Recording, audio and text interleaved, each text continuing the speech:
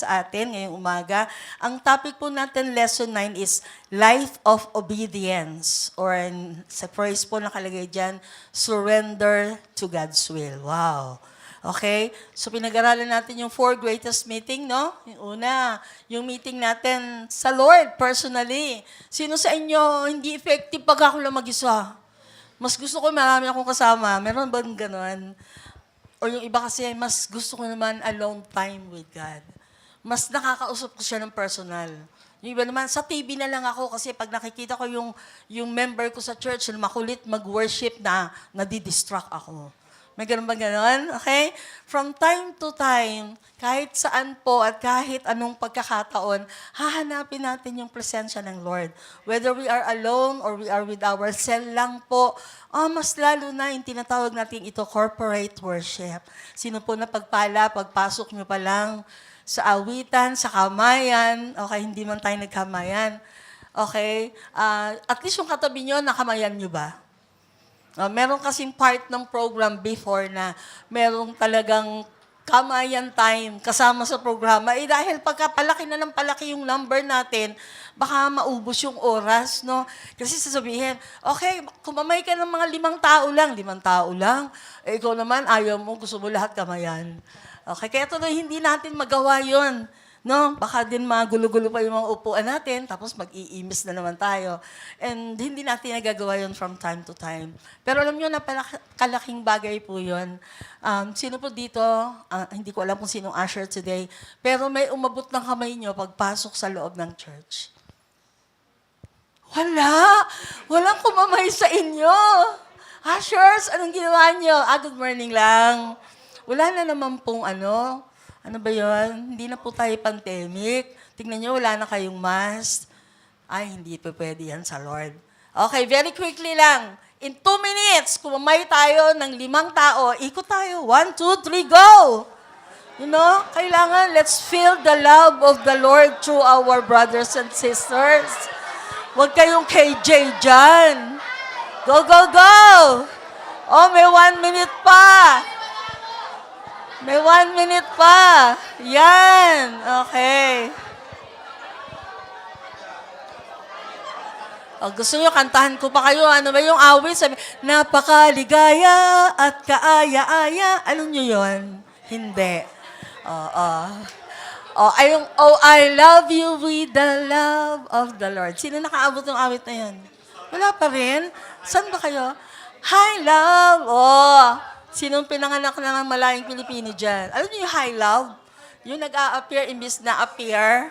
Kasi yung appear daw, sa bakla daw po yun. Huwag niyo nang gawin yun. High love na lang. Isang high love sa kapatid. 1, 2, 3, go. Yung maabot niyo po. Yan. Okay. Sige, tama na. Magyayaan na lang kayo mamaya na mag-Jollibee kayo, mag-McDo kayo. Sige, magyayaan na lang yung mga hindi pa nagkita, yung mga, uy, andito ko. Sabi mo sa katabi mo, uy, andito ko. Baka kasi minsan nakakasakit yung, parang hindi nila alam na andito ka. Wow, okay? Yung feel the love of the Lord through your brothers and sisters in Christ. Okay? Sa mandali. Sandali lang talaga to. 1 minute, no? 1 minute, I want you to take a look at this video ng susunod na worship leader ng church sa kanyang generation. I declare. Tingnan natin kung ano po yung matututunan natin dito. Ready na kayo? 1 minute lang po ito. Pagtiyagaan po natin. May matututunan tayo dito. Go! Tayo natin.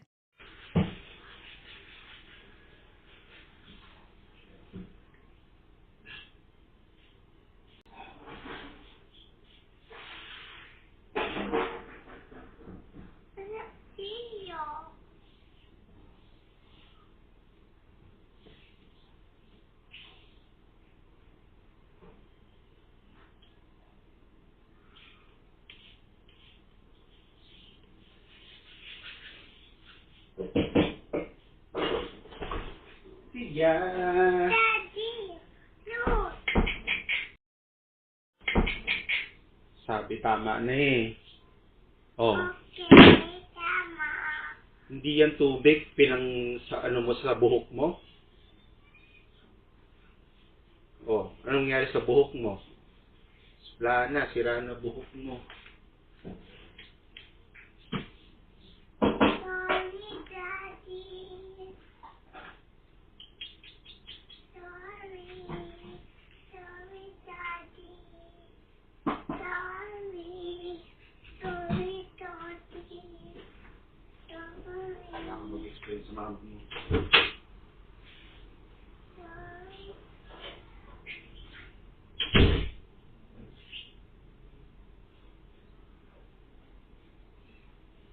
Okay, palakpakan natin si Sia. Okay. Si Ino kasi nagsalita agad eh. Magbibigay sana ako ng 1,000 pesos doon sa nakarinig kung ilang times nag-sorry si Sia. Ang ingay nyo kasi, sabi ko manood lang, hindi mag-ingay. Oh, sayang yung 1,000, no? Okay lang. Sige, pwede yung panoorin. Actually, 7 times. Grabe yung bata. Hindi pinatawad ng ama sa unang sorry. No, anong klaseng ama ka? Narinig yun hanggang pagsara ng pinto kasi meron po silang home office doon sa paglabas ng pinto. Yan po yung bahay namin. Doon na po nakatira ngayon sila Ino. May home office paglabas. Kaya paglabas, hindi ko alam kung saan siya dadalhin, kung doon siya papaluin or whatever. Kaya na yung kabog na yung dibdib niya hanggang narinig yun hanggang pagsarado ng pinto. Sorry, Daddy. At may po yun, intense. Paawa ng paawa. Pansin niyo yun? Bata pa lang, no? Kaya niya mag-manipulate ng tatay.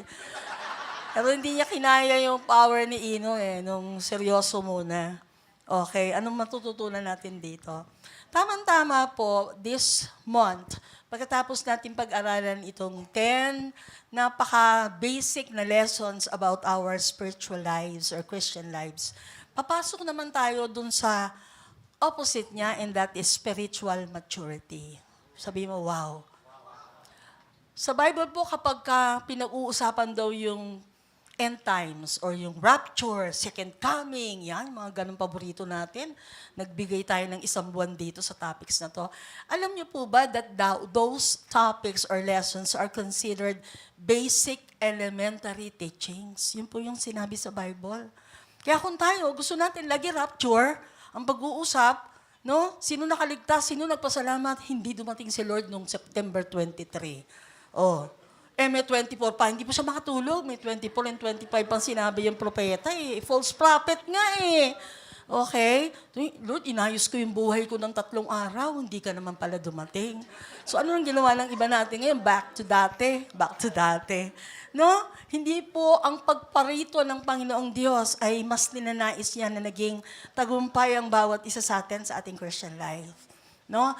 Hindi tayo nagpakabait, nagpakabuti ng 3 araw dahil ayaw mong maiwan sa rapture. Again, those are basic truths of the Bible. Elementary lang po yun. So Pastora, topic tayo rapture. Young people naman, Pastora, topic tayo LCM. Hindi na nakawala doon sa mga topics na yun. That will not make us mature. Sino dito gusto nyo tumanda? Huwag naman yung mamamatay na. Yung tumanda sa pananampalataya. Okay? Kung si Sia po ay dumating nga sa kanyang 12 years old at magto-13 years old na, at ganun pa rin ang makikita namin gagawin niya, bubuhusan ng alcohol yung buhok niya, tapos pag sinaway mo, magsusorry lang, anong tawag doon? Hindi po siya nag-mature. Tama po ba? Dapat shampoo na or yung mga spa, hair spa na yung nilalagay sa buhok. Hindi na alcohol. Okay? Sino ba kasi dun sa bahay nyo ang spray ng spray? Oh, alam ko yung doktora niya, hindi ko na ma-mention yung name. Yung doktora kasi dun ni Sia, tuwing pupunta kami, maya alcohol ng alcohol. Ganun naman yata talaga yung mga doktora no? Sabihin nyo, bata. Hindi siya yung pinalaki na perfecto agad. No, ito na yung time, no? Tama, Ate Rica, 2 to 3 years old, yung sigaw ng sigaw, no ng no, takbo ng takbo, walang patid. No? Nakakapagod yung ganitong toddlers na age. Pero bata, sabihin nyo kasi bata. Pero di ba, lilipas ang panahon, uupo na si Sia dyan at magiging seryoso na siya. Si Caleb, hindi na sila magsisigawan. Kasi nagsisigawan sila ni Sia tsaka ni si Caleb okay? Siguro mag-behave na sila, no? Pag 12 years old na sila. No, mabait na sila at hindi na sila sasawayin.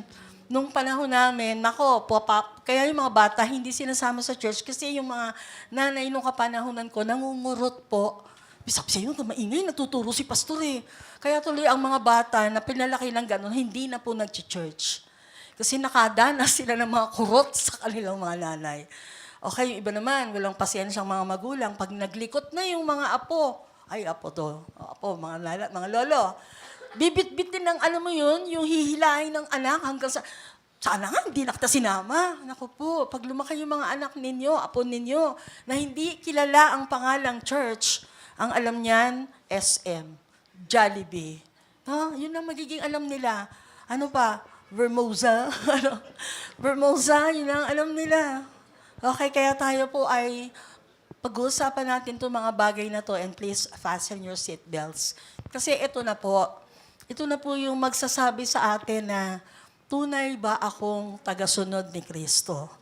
Gamitin natin yung word na tagasunod, okay? Pwede bang sabihin mo yung word na obedience?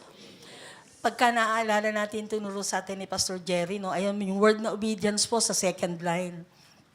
Tignan niyo uli, sabi diyan, so word na obedience, in the center of that word is the word die. Kita niyo po yung die?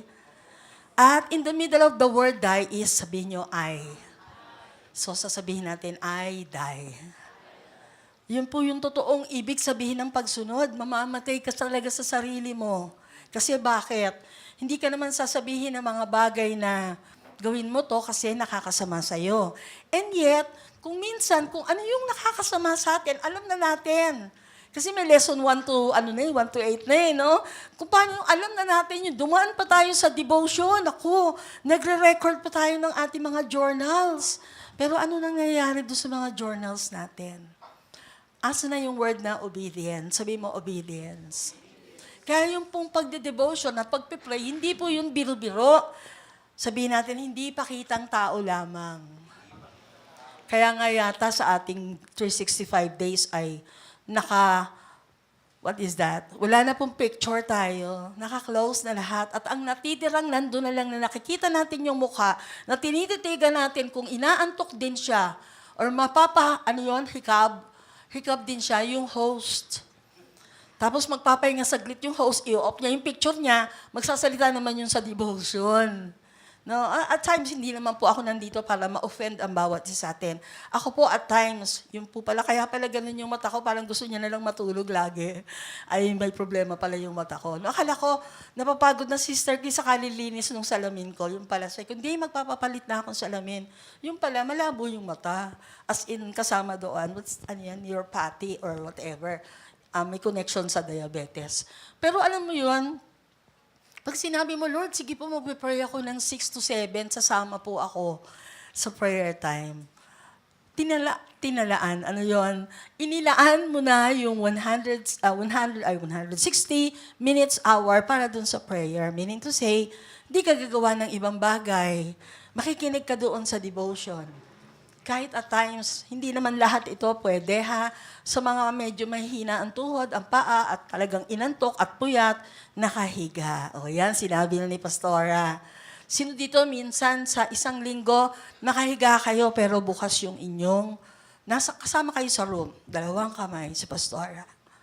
Okay, totoo naman yun. Minsan, lalo na po, kalamihan po sa atin yung ating mga nag-VA. Sila po ay gising pa kasi hindi pa sila natutulog. Patulog pa lang, inintay nila yung 5:00, tapos na yung work nila. Pero dahil gusto nilang sumama sa 365 days, antok na yung mga yan. Yung iba nga nasa work pa eh. No, pero sasama sila sa 6 to 7. At pagdating ng 7, lumagpas ng 7, antok na kami. Ganun ba? Okay, ayan. Kung minsan talaga pag di mo na kaya, mag-out ka na. Okay? Kesa naman lokohin mo yung sarili mo. Tapos naiwan ka sa room. Sino na naiwan sa room? Ayan, totoo tayo. Mas gusto ni Lord, natawa ko dun sa sabi ni Ate Rica, mas maganda sa mga tao yung totoo, yung umaamin. Kasi pag di ka umamin, mabubulid ka sa impyerno. Sinong gusto nun? Ulitin ko. Sinong naiwan na sa room ng 365 days? Dumami lang konti. Okay. Totoo naman po yun. Pero again, ang ganda din tinuro, no? Hindi lang sa devotion, kundi pati dito sa prayer. Sabi ni Pastor Ino, it's not just like a habit, but it's a heartbeat. Sabi niyo, heartbeat. Kaya nga sabi, pray without ceasing, kasi hindi lang tibok ng puso mo. Pag nawala na yung tibok ng puso mo, patay ka na. Tama? Prayer is a lifestyle. Kahit nakaupo ka dyan, alam mo ba nagpe-pray ka? Kung ano man yung laman ng isip mo, alam mo ba nagpe-pray ka? Kasi binabasa ni Lord yung isip mo ngayon. Ganun ka-powerful ang Lord. Lalo na kapag in-tune tayo sa salita ng Diyos, in-tune tayo sa Diyos. No, hindi natin bibigyan, nasasabi ko na tuloy agad yun.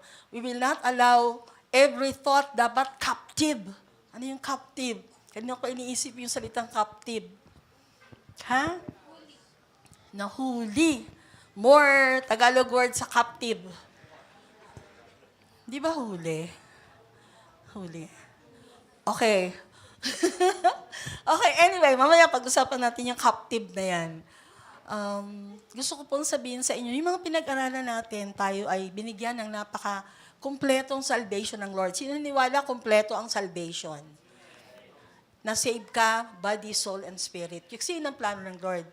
At tinuruan din tayo mag-repent, di ba? Second part, anong klaseng repentance? Hindi lang yung basta-basta pagtabi ng konti or yung this week hindi ako magkakasala. Possible ba nagkakasala tayo araw-araw? Tama? Okay? Pero yung sabi mo na hindi ako magkakasala, mga 1 month akong deactivate yung Facebook ko. Okay, salamat, natapos na yung 1 month. Excited ka, mag-activate uli ako ng FB ko. Okay, ang dami natin ginagawang kaparaanan para sabihin lang natin na umiiwas tayong magkasala. Okay? Pero alam nyo, naniniwala ako, kasi sabi nga nandito pa rin daw naman tayo sa lupa. Okay? At ayun ang nire-reason out ng iba. Kasi nasa lupa pa tayo, talagang magkakasala at magkakasala tayo. Amen. Lalo na kung wala kang guide. Lalo na kung hindi ka pa nagde-devotion, hindi ka pa nagpe-pray. Nako, napakalaki ng parte ng mga ginawa mong yan kapabayaan para ikaw ay laging nalululong sa kasalanan. Tama ba yung nalululong? No? Pag-uusapan natin, ano kaya yung koneksyon ng devotion ng mga pinagpe-pray natin sa salitang obedience? Kasi itong buhay na to na ipinagkaloob sa atin ni Lord, ayaw ng Lord na manatili tayong baby Christians. Sino pangalan baby? Baby Lynn. Baby Christian. Bakit sinabing baby Christian? Kasi hindi siya pwedeng pakainin ng solid foods. Okay? Ito na po yung introduction sa susunod natin pag-aaralan. Gusto mo laging lugaw. Gusto mo laging milk lang. Okay? Ayaw ng kahit ano, ayaw mag-try. Kaya ngayon, ang mga bagong moms, aral na aral sila.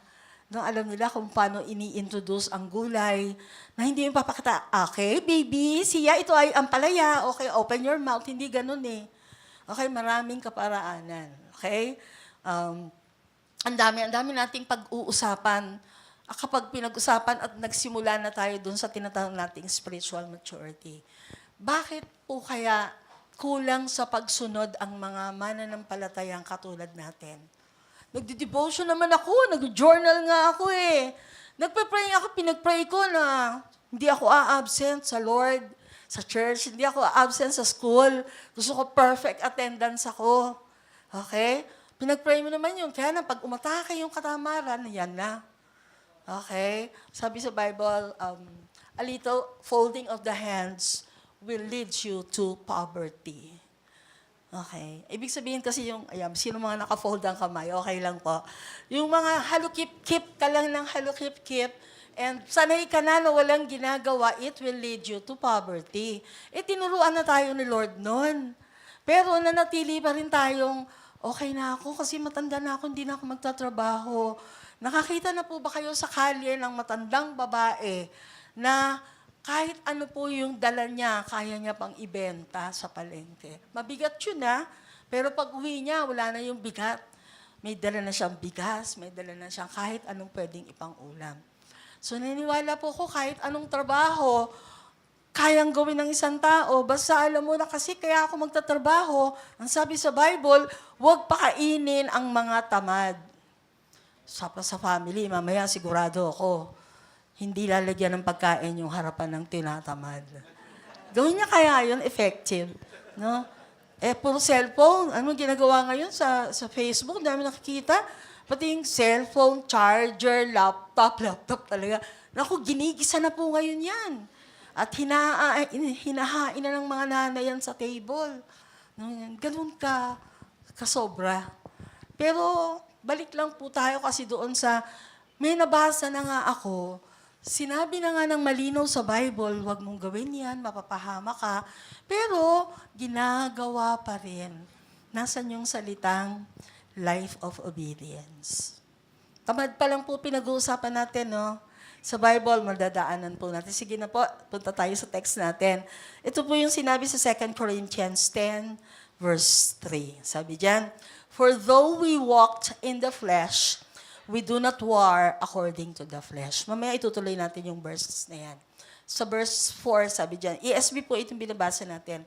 "For the weapons of our warfares are not carnal, but mighty in God for pulling down strongholds, casting down arguments and every high thing that exalts itself against the knowledge of God, bringing every thought into captivity to the obedience of Christ, and being ready to punish all disobedience when your obedience is fulfilled." Salitang English po yun, pero mamaya ayusin natin. Sino po ang pagbasa mo pa lang sa Word of God, meron na agad sinasabi sa iyo si Lord at this point. Nako, mukhang itatouch ni Lord ang isang aspeto ng buhay ko. And that is, everything na kailangang merong kasunod na obedience sa Lord, yon ang pag-uusapan natin ngayong umagang ito. Mahirap po ba yung obedience? Mahirap kasi, sabi nga natin, si bata pa si Sia. Kahit alam niya na yung alcohol, o wash hands, o clean your hands. Kahit alam niya, tinuro sa kanya na yung alcohol ay panglinis, no? Nag-try pa rin siya ng iba. Kala niya yata shampoo, kala niya yata conditioner. Hindi niya pala alam yun, yung word na shampoo at conditioner. Okay? Sabihin niyo kasi bata. Yun ay maaaring meron na siyang warning. Tinuruan na coming from the mouth of his parents or kung sino man, si Ate Jen, yung kanyang angel. Maring sinabihan, wag mong gagawin yan, ha? Minsan ang words natin, natatawa ko kasi ang words na nalalaman ni Sia off limits, no entry. Ano ba yan? Okay. Ganun yung bata. Pag narinig niya ng word na off limits, bawal. No, you do not even explain. Halimbawa, pag ganyan, di ba, ang mga bata, tama ba ako? Masyado silang curious. Lapitan nila yung electric fan, parang isusundot yung kamay, ganon. So sabihin mo na agad, Sia, off limits. Bakit? Alam niyo yun, kapag hindi malinaw sa bata ang isang bagay, magtatanong lalo, bakit off limits? Anong meron? O kaya ako sinasabi ko, Sia, don't come near the electric fan, okay? Ayaw niya pala yung word, hindi pa niya kaya yung dangerous. Okay? It might hurt you. Okay? Kaya pag nakikita na namin, tapos yung di ba, binabasa to ng mga parents, so yung sisigaw, Sia, no! Grabe naman. Lalo tuloy, bakit? Anong meron doon? Lalo nagkakaroon ng curiosity yung bata kapag kaganon tayo. As much as I know, kapag maayos po yung salita ng Diyos na nabasa mo personally, it will lead you sa iyong buhay na napakaganda. It will not lead you astray. Hindi ka mapapahamak. Kaya nga lang, minsan, hindi na natin naiintindihan yung salita ng Diyos. Katulad namin, may mababasa tayo. Ano yung debauchery? Okay? Hindi ka na lang nagtanong. No? Nung bata-bata pa si Ate Rica, Pastor, ano yung Nephilim? Buti na lang naaral ko yun.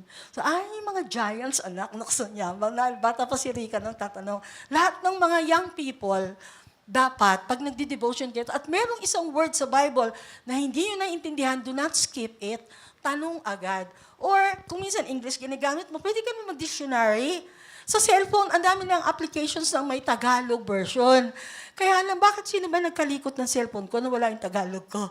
Hinahanap ko talaga yung Tagalog ng captives na yan eh. Okay? May mga pagkakataon na winar naman, nag-pray naman, sabihin na, nag-devotion naman, na-attend naman ng church. Pero hindi malinaw sa kanya yung pagsunod na ang pinag-uusapan.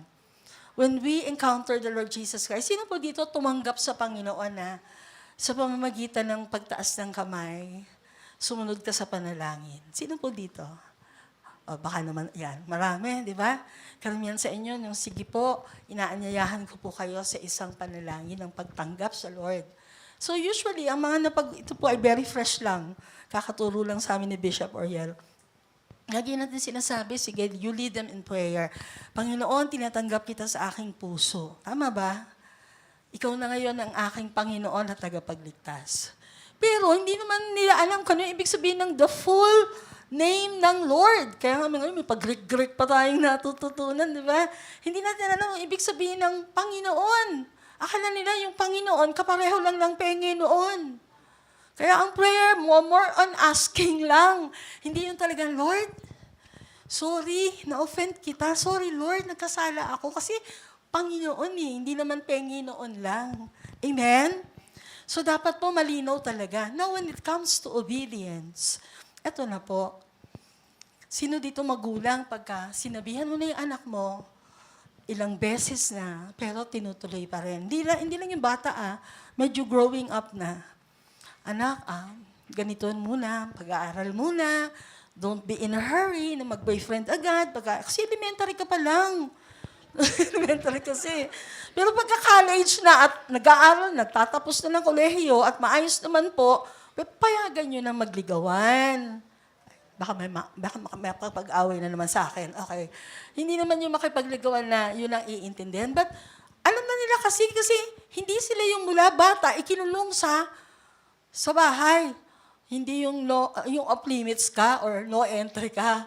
Kasi yun lang, alam mo, hindi mo ini-explain ng mabuti sa anak mo kung anong ibig mong sabihin. Tama po ba yung sabihin natin sa ating mga kabataan? Anak, alam mo, it's a wonderful feeling to be in love. Sino na in love na? Wala naman po dito hindi na in love.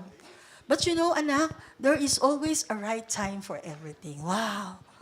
Hindi naman tayo yung sobrang napakataas ng pangarap sa ating mga anak, no? Anak, hanggat hindi mo pa ako na ipapatayo ng bahay, huwag ka muna mag-aasawa. Ay, huwag yun. Mali yun. Sino nagsasabing mali yun? Mga magulang. Kasi yung pagtayo ng bahay, unang-una, dapat sa atin yun. Na anak, hindi ka pa pwede mag-boyfriend kasi hindi mo pa nga ako natitreat sa McDonald's. Hindi mo pa nga ako nalilibre kahit saan. Tapos ikaw, manlilibre ka ng girlfriend mo? Yung nililigawan mo, binili mo ng chocolates. Ako, kahit choknat, di mo ako mabili. Alam niyo yung choknat? Favorite namin yun Di ba? Huwag ganon. Ibahin na po natin ang ating puso't isipan. Pag wala kang tamang guidelines, ang hirap i-apply ng obedience. Ang word doon, ito, sundan na po natin kaagad yun. Nabasa mo sa Bible yung guidelines sa panliligaw. Sabi niya, sa Tagalog, huwag kang makikipamatok. O, lalim sa di mo kapananampalataya. Yun lamang po ang prinsipyo ng Bible para sa mga anak natin. Na anak, Kristiyano ka Dapat huwag ka mag-entertain ng boyfriend mo, manliligaw mo, na pusakal. Kasi pag kayo nagkatuluyan, ang magiging biyanan mo si Satanas. Ikaw Kristiyano ka. Ang iyong nanay ang iyong tatay si Jesus. Biro mo, saan ka nakakita ng si Jesus at si Satanas? Magiging friendship, magiging beshi, imposible, di ba po? Hindi naman natin kailangan palawakin ng ganong ka-elaborate yung bagay na yon. Pero malinaw sa kabataan yon. Do not be mismated with those who do not love the Lord. Kasi bakit? Ang gusto mong gawin, magpuri sa Lord. Siya gusto niya rock and roll. Paano kayo magkakasundo? Okay? Ang gusto niyang gawin ay, paminsan-minsan naman, nood tayo ng Christian film. Yung bang The Chosen, narinig mo na ba yun? Ikaw naman, masyado kang maka-Diyos. Panood natin si Jezebel. Alam niyo kung ano yung Jezebel? Hindi lang yun yung mermaid po. Si Jezebel sa Bible, yun po yung mga nag-a-under sa mga lalaki. Nasusunod po yung spirito niya. Ayaw pasakop. Yun po yung spirito ni Jezebel. At baka mamaya, hindi tayo aware, yung mga pinapanood natin, nag-i-influence sa buhay natin. Tama po ba? Isa pa lang po yun, no? Ang dami sa Bible. tuloy po natin yung verse. Kasi bakit natin pinag-uusapan to? Kapag tayo po yung naging Kristiyano na, yung pong ating dating patay na spirito, nabuhay siya. Become alive again. Kasi dati, hindi na siya conscious na mali ito. Hindi na siya conscious na na-offend ko yung Diyos. Hindi na siya conscious na tama ba to? Mali ito? Hindi. Kaya nung tayo po ay na-born again, tinanggap natin si Kristo sa buhay natin.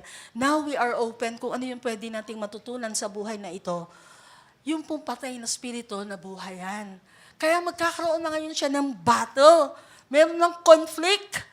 Hindi ka na dati, pre, isang shot lang. Okay. Sabi ni Sia, okay. Puro okay lang. Kasi hindi mo naman alam na makakasama pala yun sa katawan mo. Pre, no tayo, maganda to. Grabe. Kasi na-bless ako dito. Ginamit pa yung word na na-bless eh. Panoorin mo rin. Tapos yung pala, grabe, puro violente. Puro maling prinsipyo sa buhay.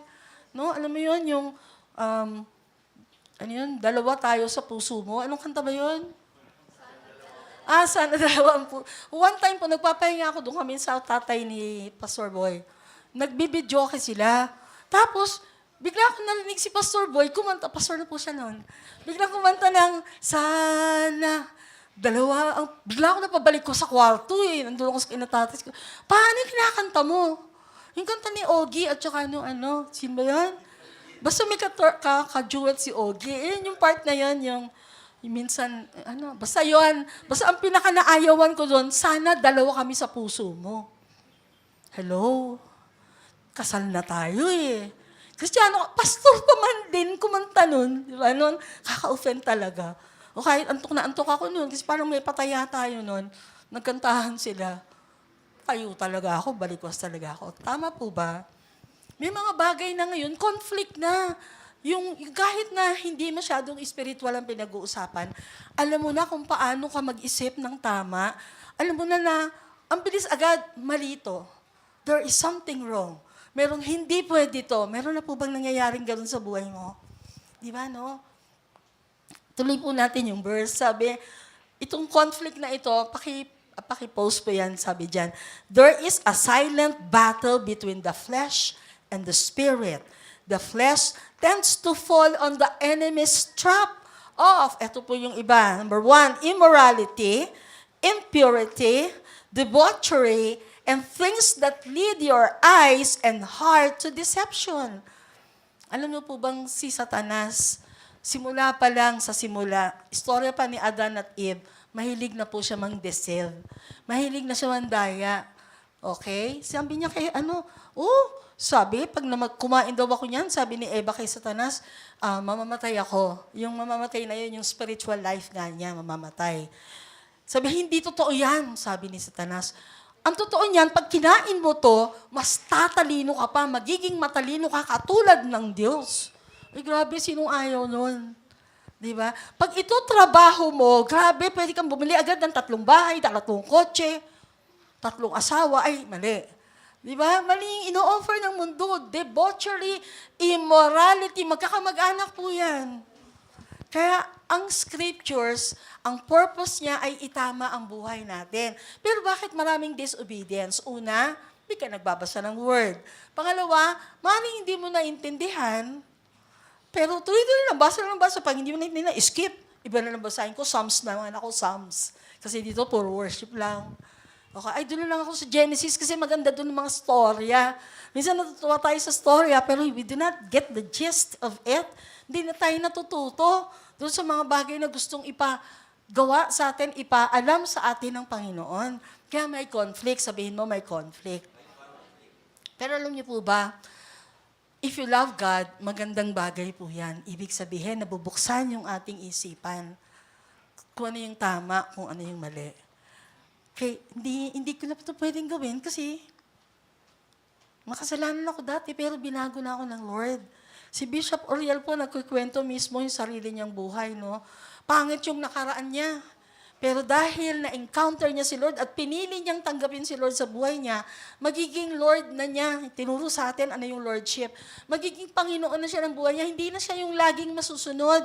Kino-consider niya na may Panginoon na siya sa buhay niya. Gumanda.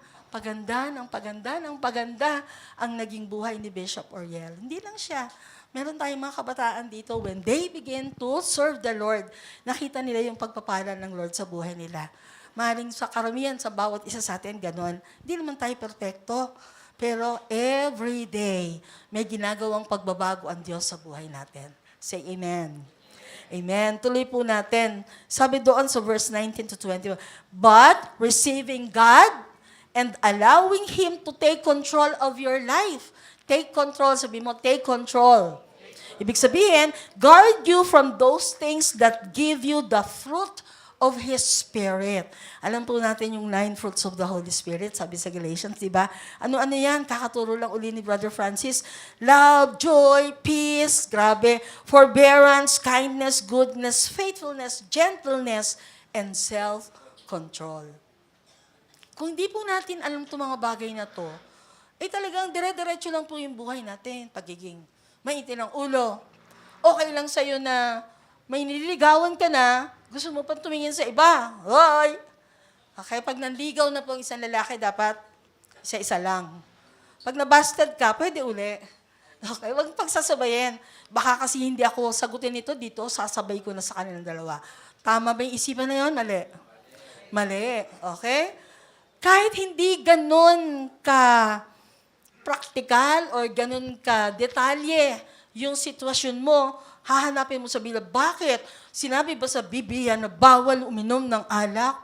May nakita po ba kayo? Wala. Sino magsasabi? Wala.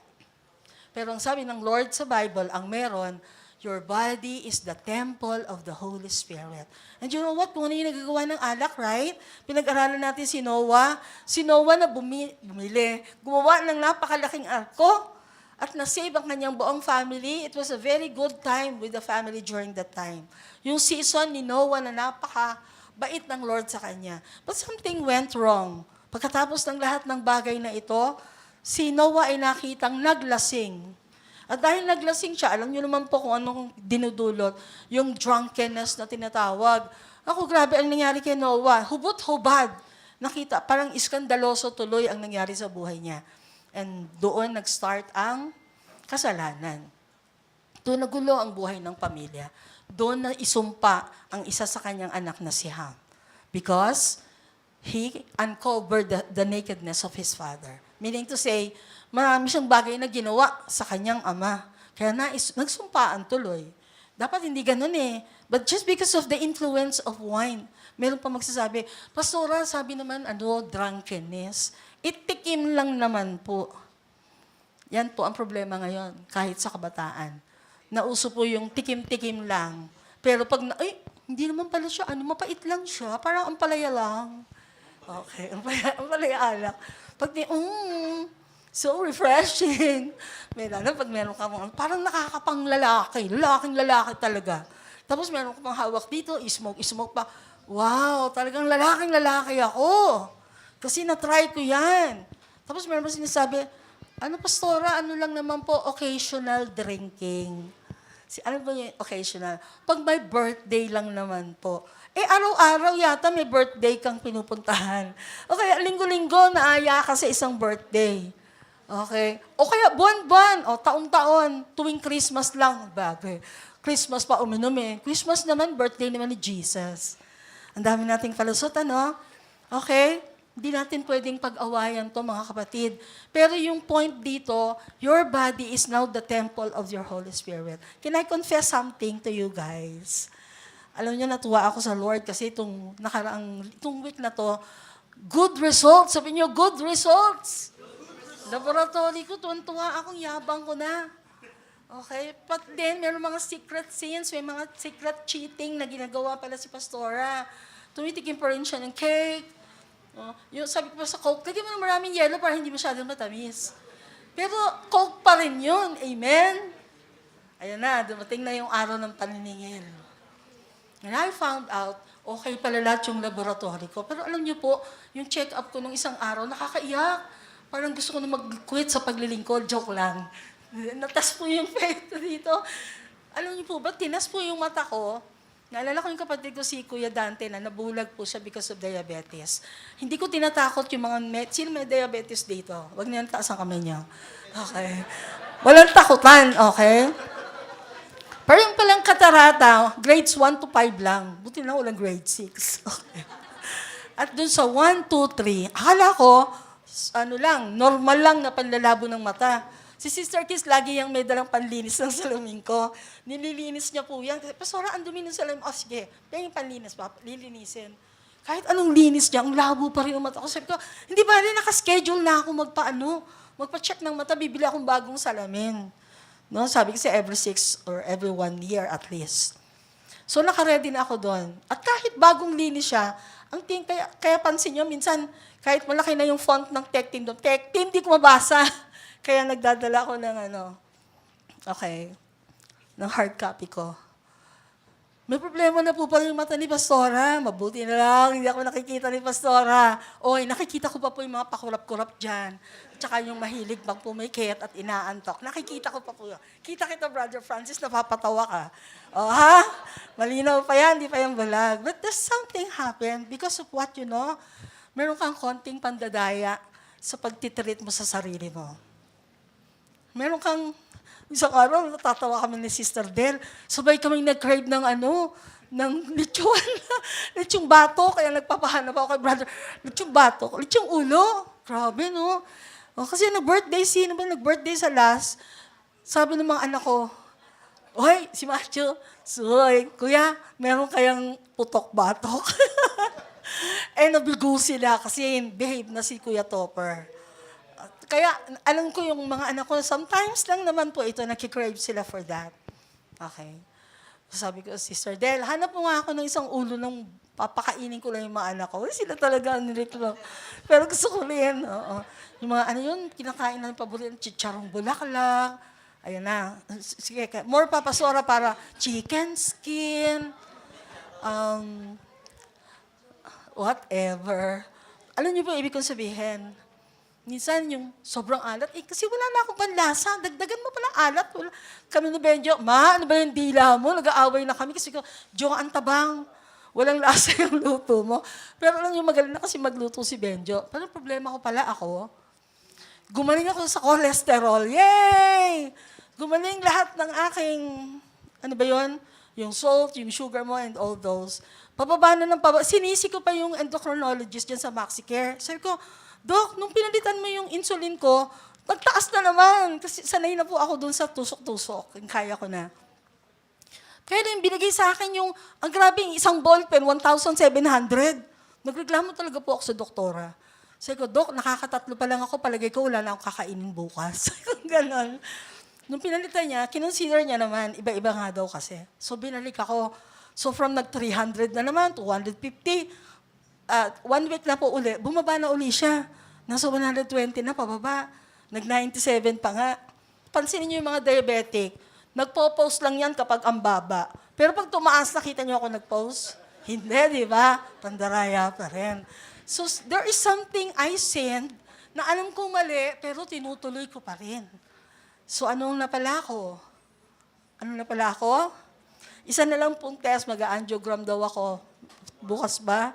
And after that, ititreat na po yung katarata. Grade 3. Grabe! Kala ko simple lang na panlalabo ng mata. Pag grade 3 po, hinog na po yung katarata. Ang masama pa, meron pa daw nana, meron pa daw dugo. Pagdating pagka-uwi ko ng doktor, sabi ni Benjo, maghilamos ka ha, kasi ang daming pinatak sa mata ko eh. Naku, ginanong-ganon kayo. So, saan ang dugo? Kailan ko talaga, nagda-doubt pa ako sa doktor. Pero isa lang po itong example na ang linaw na, sabi ng Lord, pangalagaan mo yung katawan mo kasi your body is the temple of the Holy Spirit, pero matigas pa rin ang ulo natin. Si Pastora lang ba matigas ang ulo? Okay. Yan. Bawal yung ganito. Kasi pag napagsalitaan tayo ng salitang bawal, aminin nyo, lalo yung matatanda, di ba nakaka-offend?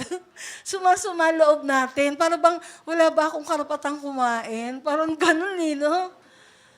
Oo, kasi magpaturo din po kayo sa mga social worker how to say things right. Wag naman yung, may ganun pa. Samantala, nung bata ka, hindi kita ginanon. So, nak, okay, sabi ni Ino, ano pa siya, ano tawag doon? Medyo okay pa siya kay Sia nung sinasabi niya, o diba, hindi naman yung pangbuhok. Wala ko, si Ino kasi masyadong ano yan eh. Pero kung sinabi ni Ino na nagalit agad siya, paluin ko kaya ng mic si Ino. Kasi sila, pinakamakulit po sa tatlo, si Ino. Pero hindi ko siya pinukpok ng microphone. Okay. What am I saying? Ang dami. Meron nga po pala tayong ano ngayon. Gusto niyo ba tuloy ko pa? Tuloy natin. Ano po yung word na gustong-gusto ko po ito eh. Yung word na sinasabi dito. Sa verse 5, nagsimula, casting down arguments and every high thing that exalts itself against the knowledge of God. Ito po yung mga dinidevotion natin. Ito po yung mga tinuturo sa atin ng Lord. And this part, sabi diyan, bringing every thought into captivity to the obedience of Christ. Alam niyo po ba kahit si Christ, natuto siya mag-iboy to the point of kamatayan. Si Jesus Christ, yung Savior natin. And sino ba si Jesus Christ? Siya yung ating fina-follow. Siya yung ating ino-obey. Siya yung ating Diyos, tama? Ang sabi ni Bishop, oo, nagpatanggap sa Lord. Tumanggap tayo sa Lord. Pero ang sabi sa Bible, a lot of times, maririnig niyo yung word na, come and follow me. Sabi niyo nga, come and follow me. A lot of times also si Jesus Christ, pag nagpapatawad ng kasalanan, sabi niya, I forgive you. And then, sin no more. Narinig niyo yun? Nababasa niyo yun? Pinapatawad kita, anak, pero huwag ka na uling magkasama. Tama po ba yun? Yun po yung nakakalimutan nating sabihin sa ating mga disciples. Come and follow me. Hindi lang come, Lord, I come. Every Sunday, andito po ako. But are you following? Are you obeying the Lord? Di ba? Tapos pag sinabi niya, okay, I forgive you, anak, but sin no more. Ilang beses pa siguro, no?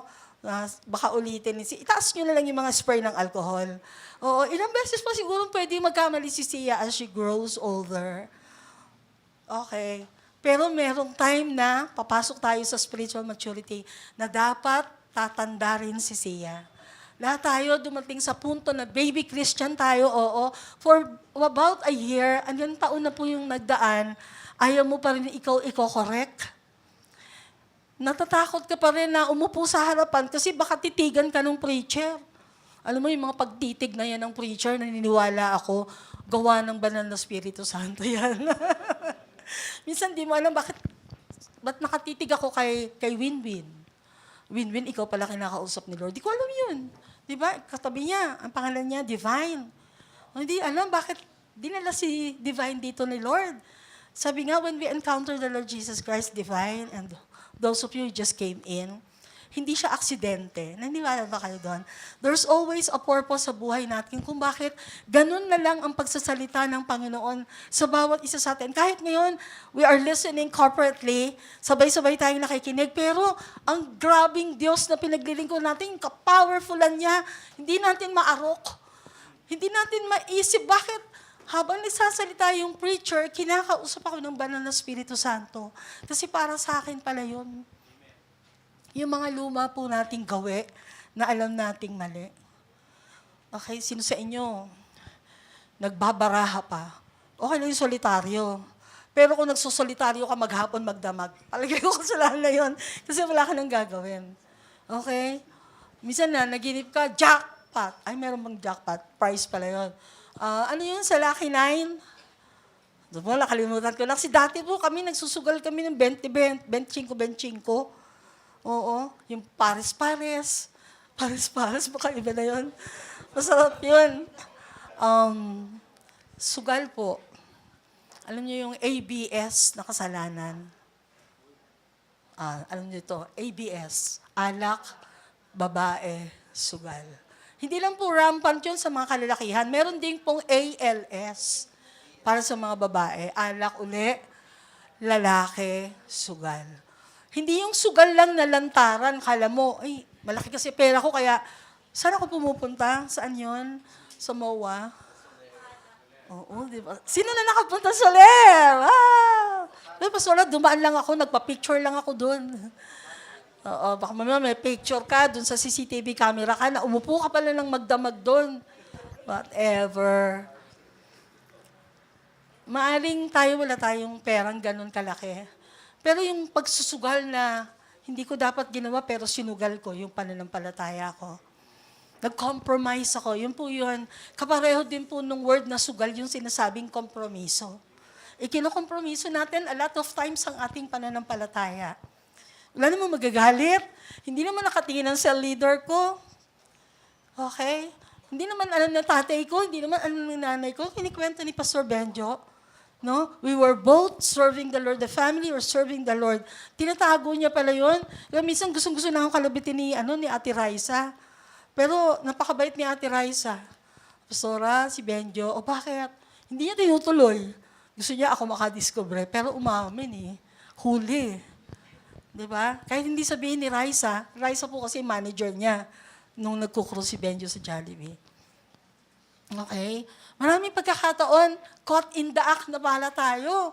Pero pinalampas ng Lord. Maling si Lord ang nagpalampas. Dahil gusto kanyang hulihin na mararamdaman mo yung kanyang pagpapatawad at pagpapala. Gusto kanyang bigyan ng lahat ng pagkakataon para personal mukhang masisisi ba? Sabi mo sa Lord, wala akong mukhang ihaharap sa'yo, pero nagsisisi na ako. Okay, yun po yung maganda doon.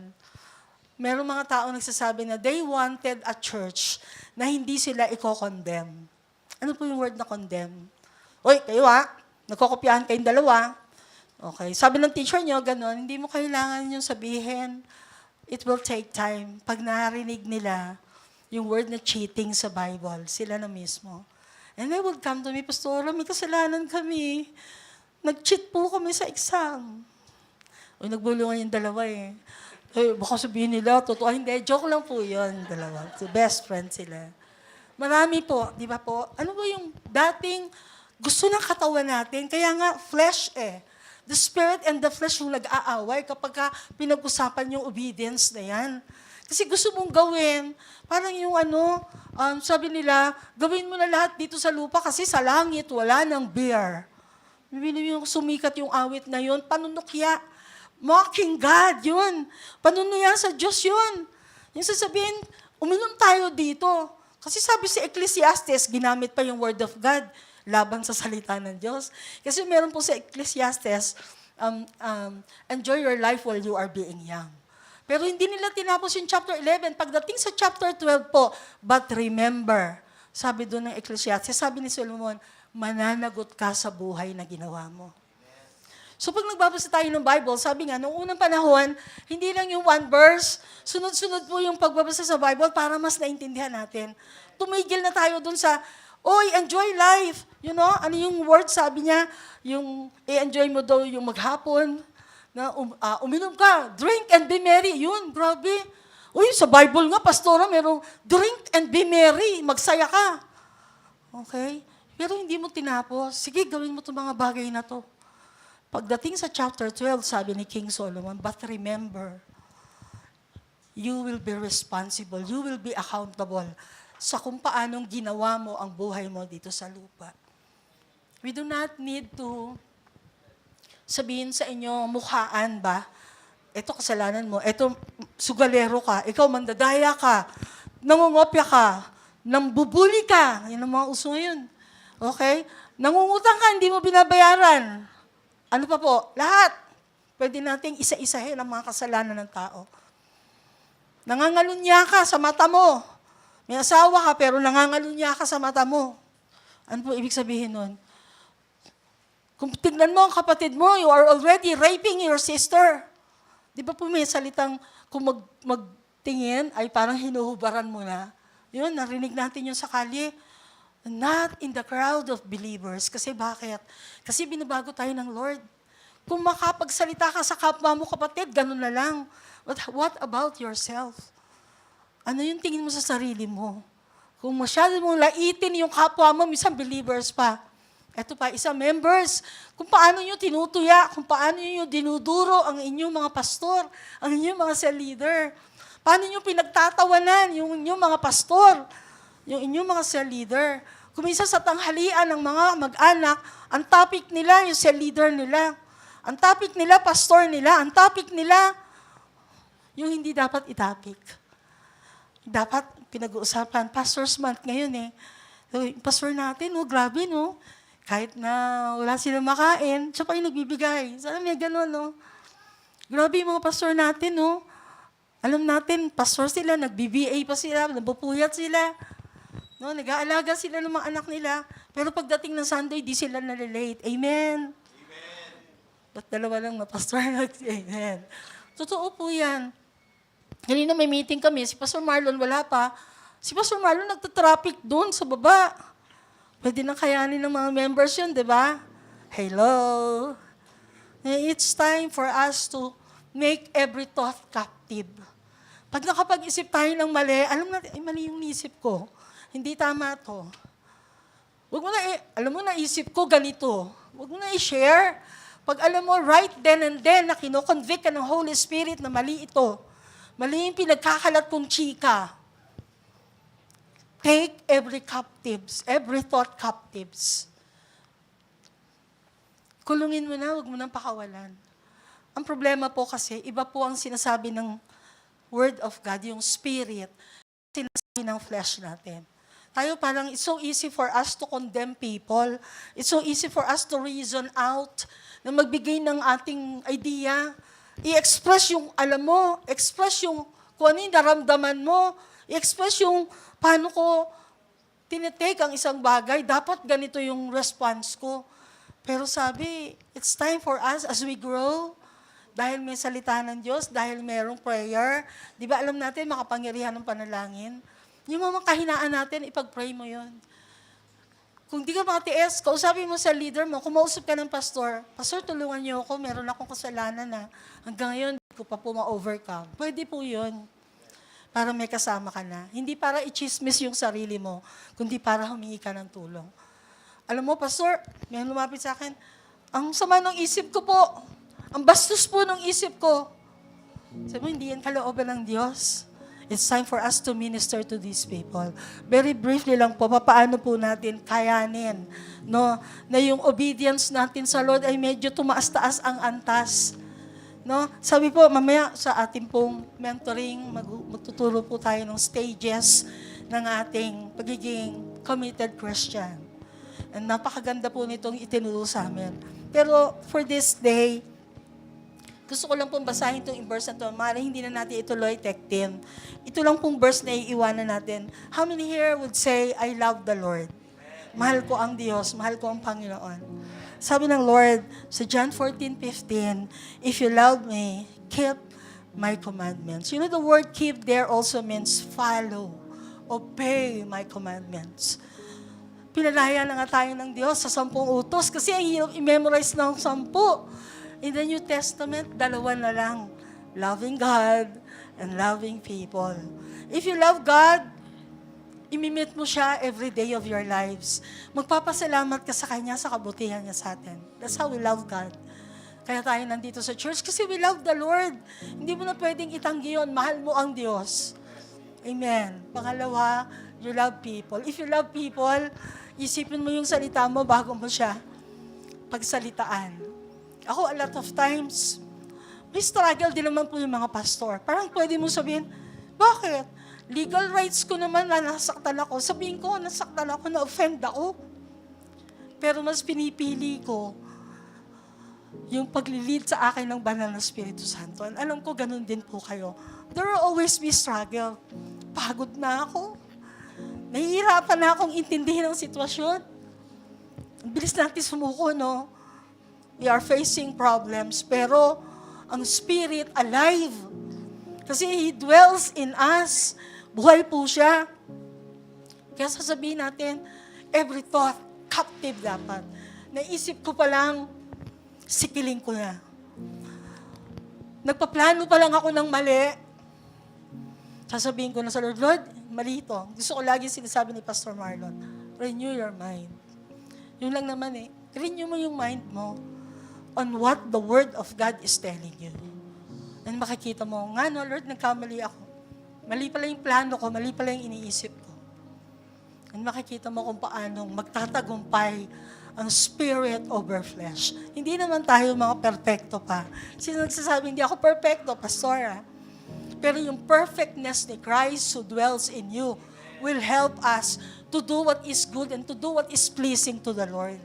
Kung ano yung makakasaya kaya sa Panginoon, kung ito yung aking desisyon sa buhay. Maluluwalhati ko kaya ang Lord kung gagawin ko yung isang bagay na ito. Every thought captive. Huwag natin hayaan makawala yan. Kasi pag nakawala yan, yung mga salitang hindi maganda, ang dami mong nasaktan. Hindi mo na may babalik yun pagka nakasakit ka. Diba pag tayo nag-offend tayo, nagagalit tayo, parang once and for all, kausapin ko yan. Gusto ko lang mag-dwell dito sa part na to kasi I've been receiving a lot of things. Even in our relationship to each other, yung po ating samahan. Kahit po sa church, minsan may ganito rin. Pero kung ayaw mong i-offend ang iyong kapatid, ibig sabihin kasi you love God and you love your people. Mga sa leader, pagka napipikon na tayo sa mga ano natin, no? Sa mga inaalagaan natin, Lord, palitan mo na nga siya. Yung matitigas ang ulo, may isang pastor nag-pray, Lord, kunin mo na nga yung buhay niya. Kaysa mapahamak pa siya, may nag-pray talagang ganung pastor. Huwag naman. There's still time. Sabi mo, may time pa. May hope pa ako sa Lord kasi gusto ko siyang sundin. Gusto kong i-obey what is right. Amen. Mabilis lang po ito kasi yung areas na kung saan ang obedience dapat po makita sa buhay ng mga Kristiyano. Number 1, kailangan alam natin sinasabi ng Word of God kasi katotohanan lang naman po ang sinasabi natin, nababasa natin. So kung may pagkakataon na may nabasa ka sa Bible, na it points towards you. Exactly, sa'yo talaga. So tinamaan ako, dapat ganun po, ay ito para to kay sister ganito, ito para to kay brother ganito. Hindi ganun lang pagbabasa ng Biblia. Pag nagbasa tayo, Lord, it hurts but it's true. Ano sabi sa Bible? The truth, ang katotohanan, will set you free. Sino ito gusto mapalaya? Minsan hindi tayo perfecto, nakakaisip tayo ng mga bagay na hindi ka plano-plano, hindi maka-Lord. Hindi ito, alam mo, hindi ito yung plano ng Lord sa buhay mo. Pero na-entertain mo, it's time for us to repent. Amen. Huwag niyo pong kalimutan yung John 14:15, kahit ito lang yung verse na to. Pastor Blessed, get ready. No? Dito lang po ako magko-close muna in John 14:15. Sabi ng Lord, if you love me, keep my commandments. Huwag nating baliktarin ang Biblia. Sana hindi ko na lang nabasa. Ganun. Sana hindi na lang ako nag-Bible study. Sana hindi na lang ako nag-devotion. Kasi nasasaktan lang ako. Kasi may pinapagawa si Lord na hindi ko pa kayang gawin. Pero these things, if we keep the Word, if we obey the Lord, if we follow the Lord, it will make our lives so different from the very start. No, yung sinasabi ko kanina, sabi ng Lord, come and follow me. We do not just teach our members na come every Sunday. Come and join our cell group. Come our life class party. Ano po yan? Next Sunday na po yan. Ang sabi doon, ang kasunod doon, sabi ng Lord, come and follow me. Saan ba nagpunta si Lord? Sa kapahamakan ba? No. Nagpunta sa mga taong kailangan ng pagbabago ng buhay. Nagpunta po si Jesus sa mga bagay na hindi na kayang gawin ng tao pero siya ginawa niya. Everything is possible because of our faith in God. Bumuhay siya ng patay. Nagpakita siya ng bulag. Nagparinig siya ng bingi. Lahat ng bagay, walang imposible sa pangalan ng Diyos. Anumang sakit meron ka, anumang sakit meron ako, sa tanging pangalan lamang ni Jesus, ang sabi sa Biblia, luluhod ang lahat. Lahat ng pangalan. Ano bang pangalan meron kayo ngayon in the aspect of obedience? 2 bagay lang po ang buhay natin pag tayo naging Kristiyano na. Doon lang laging may struggle, obedience or disobedience. Doon ka na sa obedience. Para alam natin, patungo tayo sa buhay na i-prepare ng Lord sa bawat isa natin. Amen.